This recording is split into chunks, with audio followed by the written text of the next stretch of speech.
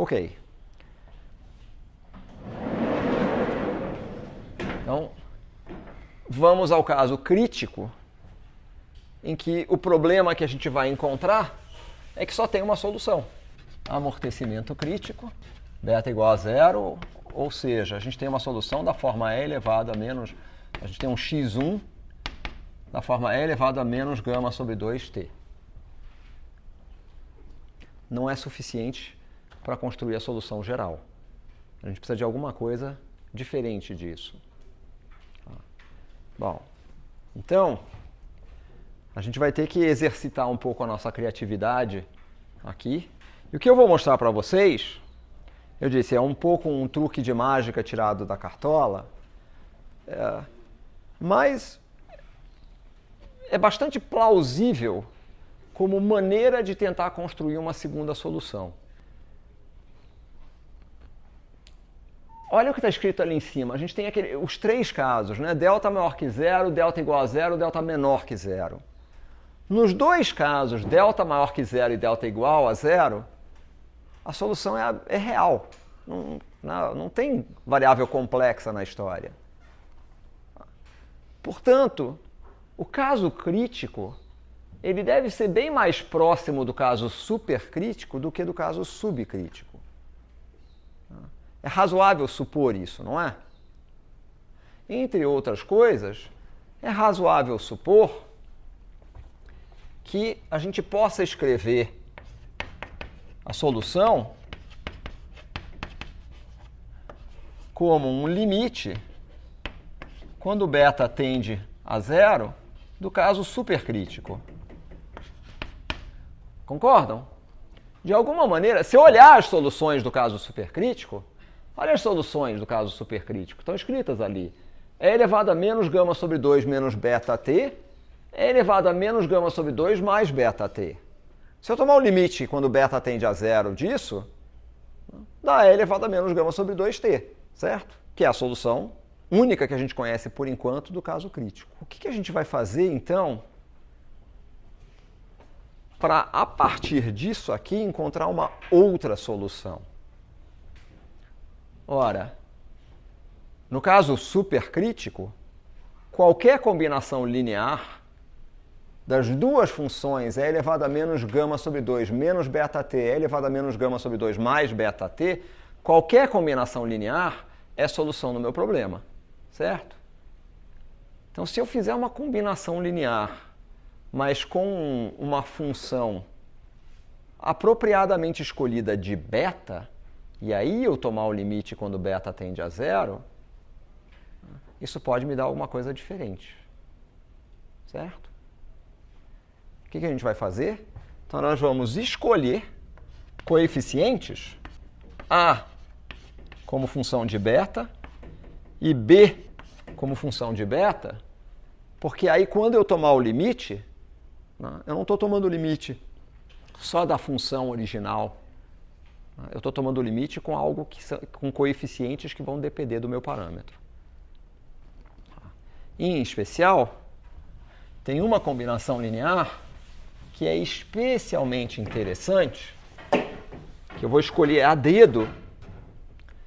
Eu vou escolher A igual a 1 sobre 2 beta, B igual a menos 1 sobre 2 beta.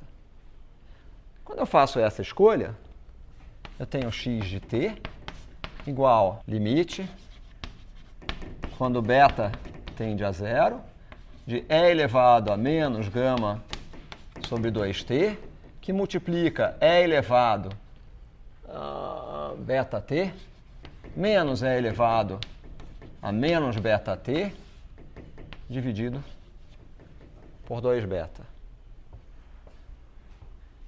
Ok? Truque da cartola. Por que eu escolhi essa combinação especificamente? Qual é o limite do numerador quando beta tende a zero? Qual é o limite do denominador quando beta tende a zero? Ótima resposta. Então esse limite leva a uma indeterminação. Como é que eu resolvo um limite desses? L'Hopital. Eu vou derivar em relação a quê? a beta, né? Então, a gente aplica L'Hopital, encontra x de t, e elevado a menos gama sobre 2t, limite quando beta tende a zero, derivada do numerador, beta é elevado a beta t, mais beta é elevado a menos, esquece, não é beta, é t. T é elevado a menos beta t, mais t é elevado a menos beta t, sobre 2, não é isso? Tem que derivar em relação a beta, né? Falei para vocês, a gente deriva em relação a Q, beta. Eu fui e derivei em relação a t. Não é isso? Olha só.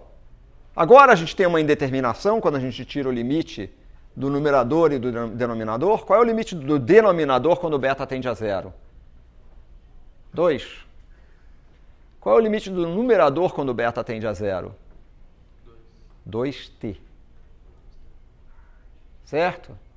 Então vejam só. X de t igual a t é elevado a menos gama sobre 2t também deve ser solução. E essa solução claramente é diferente da primeira. Bom, qual que é a vantagem? A gente pode verificar muito facilmente se isso de fato é solução da equação diferencial. Basta substituir. Vamos fazer isso. A equação diferencial x dois pontos, gama x ponto, ômega zero ao quadrado x igual a zero. Certo? A nossa hipótese, t é elevado a menos gama sobre 2t, é solução se gama ao quadrado sobre 4 menos ômega zero ao quadrado igual a zero. Né? Ou seja, ômega zero igual a gama sobre 2. Tá certo? Bom, então, vamos lá. Quanto vale x ponto? X ponto é E elevado a menos gama sobre 2t, menos gama sobre 2, t é elevado a menos gama sobre 2t.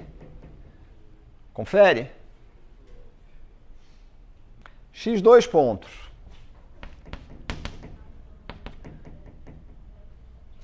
Menos gama sobre 2 é elevado a menos gama sobre 2t, mais gama ao quadrado sobre 4, t é elevado...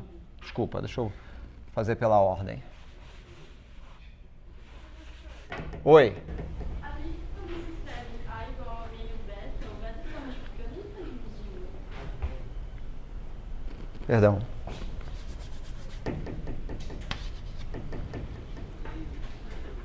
Tá bom?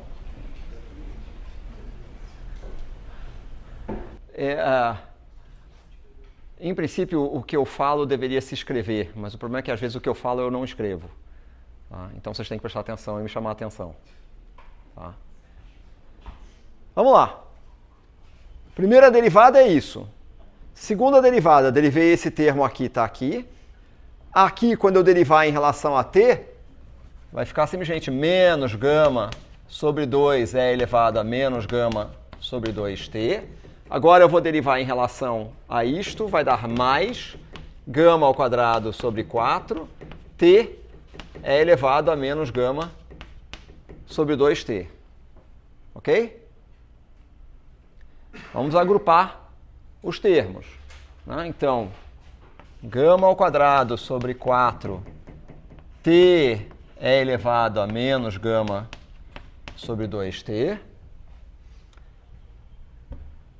menos gama é elevado a menos gama sobre 2t. Tá? É o que veio de x dois pontos. Ok? Agora, eu vou fazer gama vezes x ponto. Então, gama vezes é elevado a menos gama sobre 2t, menos gama ao quadrado sobre 2t é elevado a menos gama sobre 2t. Ok? Então, isto aqui foi gama vezes isso aqui. Né? Gama elevado a menos gama sobre 2t, gama ao quadrado, menos gama ao quadrado sobre 2, t elevado a menos gama sobre 2t, mais ômega zero ao quadrado, t é elevado a menos gama sobre 2t. Ok? Bom, aqui, obviamente, isso se anula. Se eu somar este termo com esse, isso dá menos gama ao quadrado sobre 4. T é elevado a menos gama sobre 2t, mais ômega zero ao quadrado. T é elevado a menos gama sobre 2t. E isto aqui é exatamente a condição de delta igual a zero. Então, isto aqui é igual a zero, portanto, isso aqui é igual a zero, o que significa que a equação diferencial é satisfeita. Certo? Então, nós encontramos, através de uma combinação linear especialmente escolhida, né, da solução, no caso supercrítico, a gente encontrou uma segunda solução para o caso crítico, tomando o limite quando beta tende a zero. Dúvidas? É só um truquezinho tirado da cartola, como eu disse para vocês. Tá? Mas é uma maneira de construir essa segunda solução que está ausente, né, tendo em vista que a raiz da equação de segundo grau é degenerada. Tá bom. Então, qual é a solução geral no caso crítico? No caso crítico, beta igual a zero. A solução geral vai ser x de t, combinação linear das duas soluções, então x de t igual a mais b vezes t é elevado a menos gama sobre 2t. Certo? Como é que a gente acha as constantes a e b? Condições iniciais. Pergunta: qual é o comportamento disso aqui para t tendendo a infinito? Comportamento para t tendendo a infinito, se a gente compara, a gente tem de um lado simplesmente o termo é elevado a menos gama sobre 2t, e o outro termo é um produto de t vezes é elevado a menos gama sobre 2t. Como é que a gente toma o limite disso tendendo a infinito? Isso é um produto, né? Do tipo infinito vezes zero, não é isso? Então, também se faz usando o L'Hopital. Tá? Não é muito difícil de perceber que é elevado a menos gama sobre 2t cai muito mais rapidamente a zero do que t tende a infinito. T tende a infinito linearmente, é elevado a menos gama sobre 2t, cai a zero exponencialmente. Então, o comportamento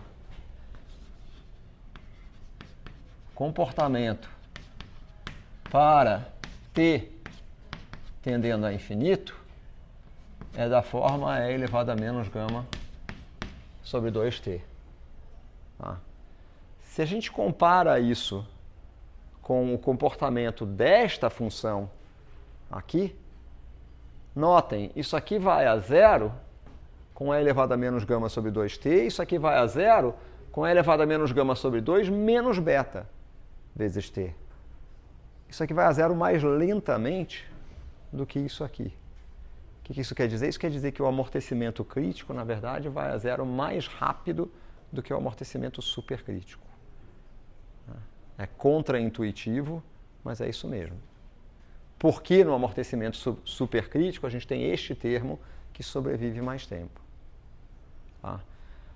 Por que a gente gostaria de analisar esse tipo de coisa para pensar, não, eu quero que o sistema chegue à origem o mais rápido possível, por exemplo?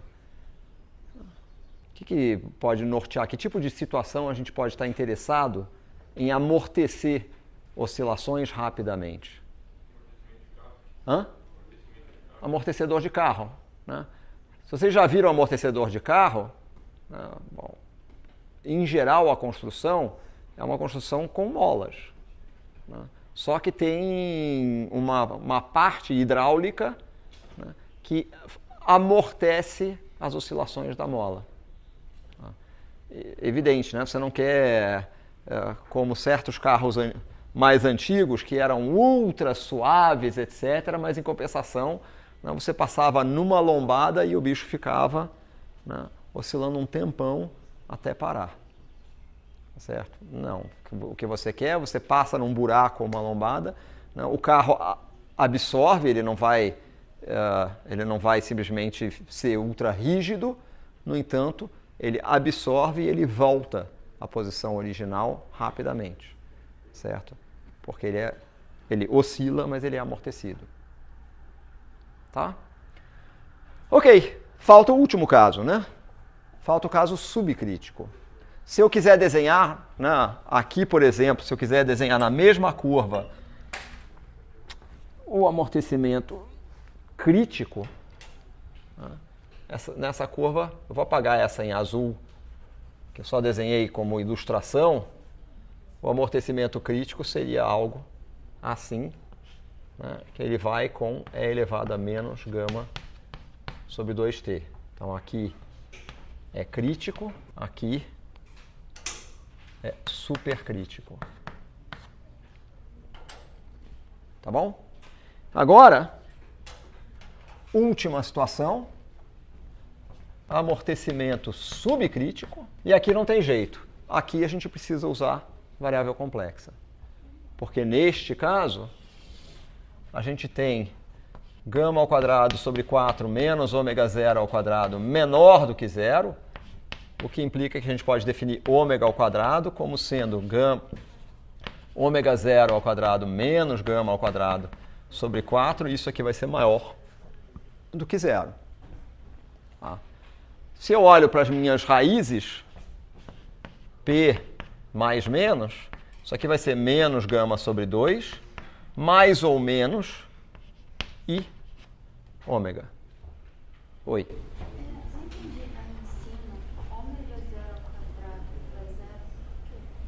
Desculpa, ômega zero ao quadrado não é igual a zero. Não é ômega zero ao quadrado que é igual a zero, é menos gama ao quadrado sobre 4 mais ômega zero ao quadrado. Está escrito ali em cima. É a condição de amortecimento crítico.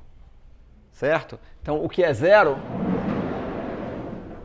Deixa eu fazer isso para ficar claro. O que é zero é o conteúdo deste parênteses no caso de amortecimento crítico. Tá?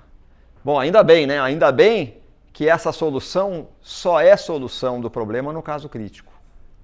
Tá? Seria ruim se isso fosse uma solução independentemente do amortecimento. Só é solução no caso crítico. E a gente percebe daqui. Isso aqui só vai ser zero, né, se isto aqui for zero. Ok? Ainda bem, né, que na hora de substituir na equação, a condição de amortecimento crítico precisou ser usada para a gente conseguir ver que a equação é satisfeita. Tudo bem? Né? Porque P mais menos, lembrem-se, deixa eu reescrever, P mais menos é isso aqui, raiz quadrada de gama ao quadrado sobre 4 menos ômega zero ao quadrado, que eu posso escrever como menos gama sobre 2 mais ou menos raiz quadrada de menos ômega zero ao quadrado menos gama ao quadrado sobre 4. Tá certo? Então eu tenho um termo raiz de menos 1 que aparece, ou seja, isso aqui é menos P mais menos igual a menos gama sobre 2 mais ou menos I ômega. Ok? Bom, agora é relativamente simples prosseguir. Isso vai nos dar soluções para Z de t.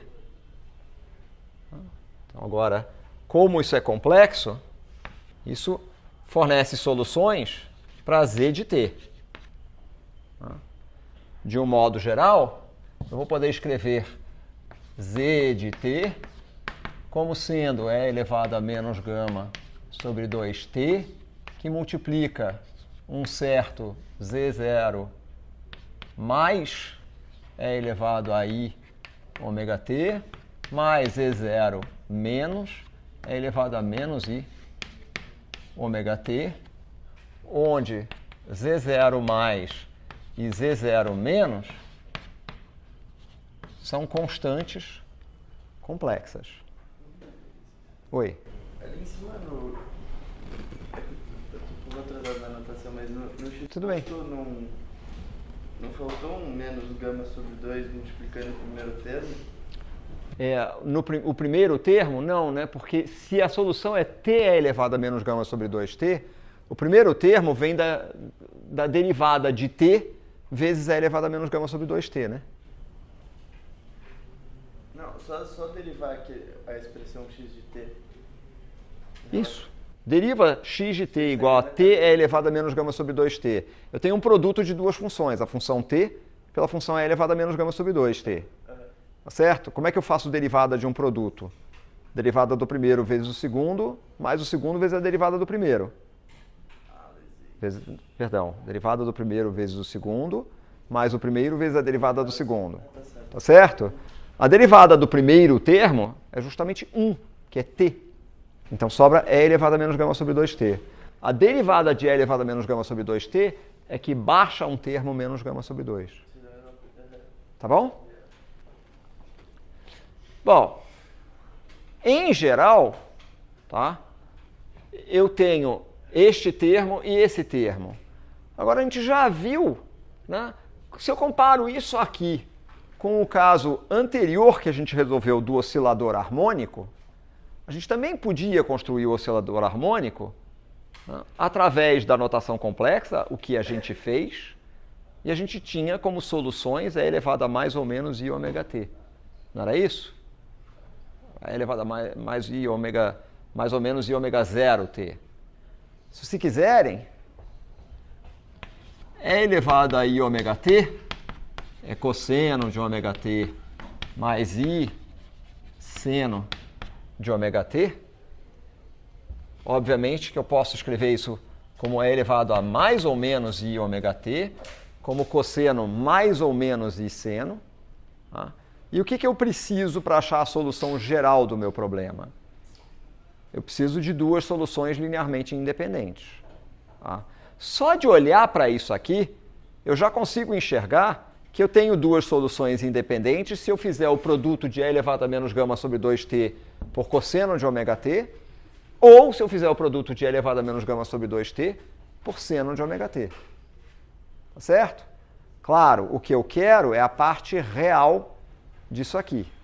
Então eu posso, por exemplo, escolher z0 mais e z0 menos de forma a, quando eu combino isso e tomo a parte real, eu vou obter uma ou outra possibilidade. Tá? Então eu posso, por exemplo, escolher z0 mais, é isso, posso escolher z0 mais como sendo um certo valor A, isso, uma certa constante A, tá? Posso escolher z0 menos como sendo uma constante menos IB. Ok? Estou escolhendo isso e estou particularizando? Sim. Quantas constantes eu tenho em z0 mais? Duas, né? Duas constantes reais. Eu tenho uma parte real e uma parte imaginária. z0 menos, idem. Eu estou escolhendo dessa forma, porque se eu escrevo agora isso, z de t vai ser e elevado a menos gama sobre 2t, que multiplica a cosseno de ômega t mais i seno de ômega t, menos ib, menos IB, que multiplica cosseno... Errei. Eu quero escolher mais IB. Cosseno de ômega t menos I seno de ômega t. Vocês estão de acordo com isso aqui? Será que eu devo apelar ao quem cala consente? Eu só escolhi essas constantes aqui. Ao escolher essas constantes, vejam o que acontece. Este termo aqui, parte imaginária. Eu estou interessado em encontrar x de t. Oi. X de t é a parte real de z de t. O que vocês estão aprendendo aqui é método. É pegar algo que parece um pouquinho complicado e ver que isso é muito mais simples e muito mais ao alcance de vocês do que vocês à primeira vista achariam. Gente, o que a gente fez na aula de hoje? Até aqui, nós pegamos uma equação diferencial de segunda ordem e nós resolvemos essa equação diferencial de segunda ordem transformando numa equação de segundo grau. Se alguma pessoa que entrou no vestibular para a Poli me diz que tem dificuldade de resolver uma equação do segundo grau, eu vou ficar muito espantado. Foi isso que a gente fez aqui. Só isso. Tá? Então, quando vocês perguntam, o formulário vai estar na prova ou não vai estar na prova, isso é mais ou menos como dizer, eu não quero ter que resolver uma equação de segundo grau.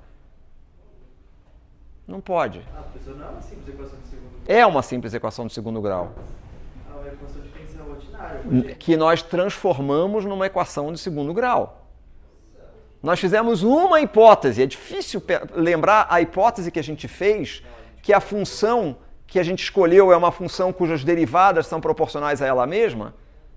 Foi só isso que a gente fez, gente. Não foi mais complicado do que isso. Nós fizemos uma hipótese porque aparecem termos, né, proporcionais às derivadas da função. Isso tem que ser igual a zero. A melhor hipótese possível é que as derivadas sucessivas sejam proporcionais à própria função. Fazendo essa hipótese, a gente chega a uma equação de segundo grau. E o que a gente foi resolver a equação de segundo grau. Tem uma coisa que eu não esperaria que vocês lembrassem, que foi o nosso passe de mágica. Tá? Isso, de fato, a gente precisou recorrer a um truque, porque na situação crítica a gente só tem uma solução. Fora da situação crítica, a gente tem sempre duas soluções. E a gente sabe que a solução geral de uma equação diferencial de segunda ordem é uma combinação linear de duas soluções independentes. Pronto. Tá? Vocês não podem mistificar o que vocês estão aprendendo aqui. Não é nem mais simples, nem mais complicado do que é. E justamente o que a gente fez aqui foi pegar uma equação de segunda ordem, uma equação diferencial, e transformar a solução dessa equação diferencial na solução de uma equação de segundo grau. Não pode ser mais simples do que isso. Para isso a gente usou uma coisa que leva o nome talvez infeliz de notação complexa, assusta, complexo. É uma extensão, no fundo é uma duplicação dos números reais, criando, inventando a raiz de números negativos. Acabou, a gente transformou um problema que é um problema em uma dimensão, no fundo, a gente estendeu para um problema em duas dimensões. Número complexo nada mais é do que um vetor bidimensional. Certo? Não é mais complicado do que isso.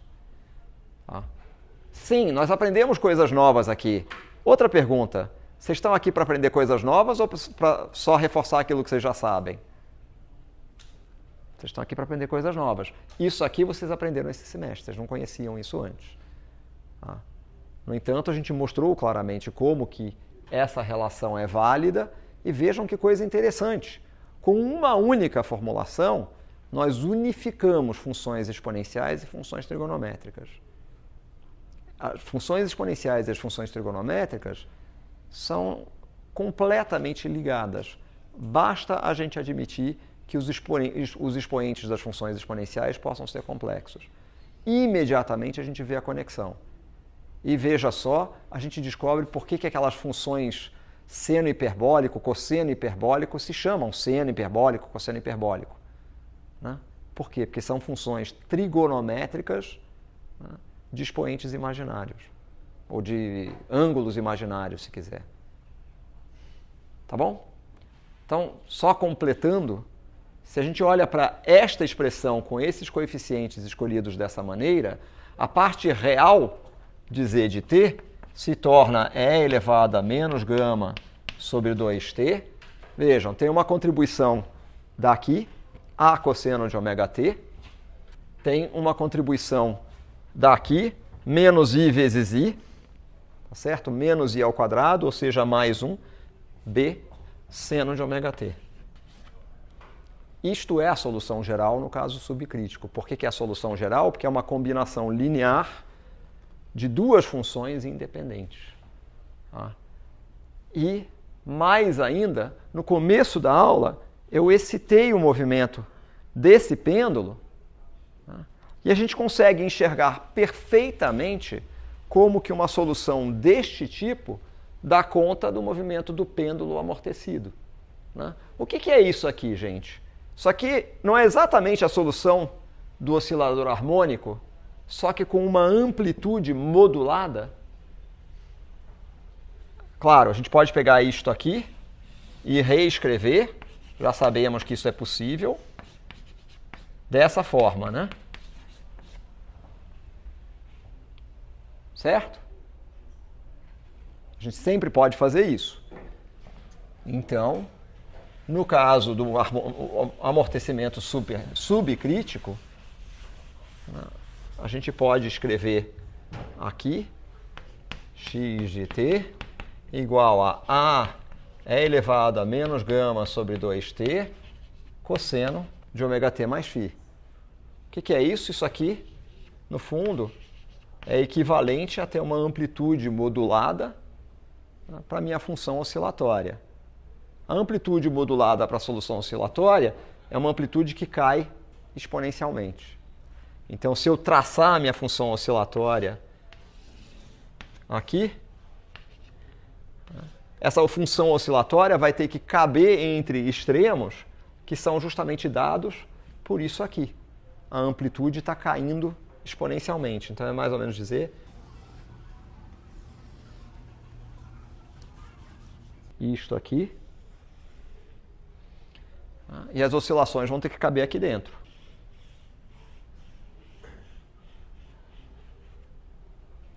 Pergunta: essa função é periódica?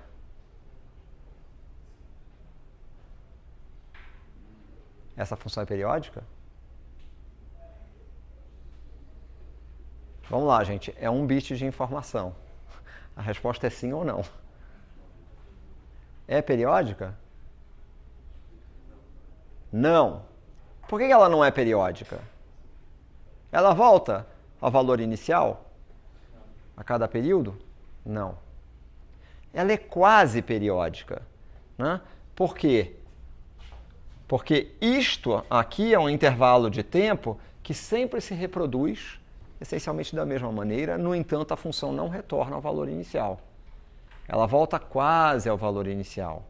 Então, a gente diz que este intervalo de tempo aqui, a gente chama de tal, é um quase período, né, porque a função em si não é periódica, mas essa parte da função aqui é periódica. Esse tal vale 2π sobre ômega, onde ômega não é ômega zero, não é a frequência do oscilador pura e simples. É uma frequência modificada pelo amortecimento. A definição de ômega está aqui.